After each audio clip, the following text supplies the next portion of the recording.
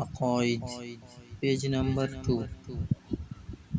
Number 7, কোনো কিছু আল্লাহর উপর ফরজ নয়, বরং তিনি যেটা করেন সেটা তার অনুগ্রহ বা দান। নাম্বার 8, আল্লাহর প্রেরিত প্রতিটি পয়গম্বর সত্য এবং তারা সমস্ত গুনাহ থেকে পবিত্র। নাম্বার 9, নবীদের মধ্যে একে অপরের চেয়ে মর্যাদার দিক দিয়ে কম বেশি আছে। নাম্বার 10, আমাদের পয়গম্বর সাল্লাল্লাহু আলাইহি ওয়াসাল্লাম সর্বশ্রেষ্ঠ মর্যাদাবান।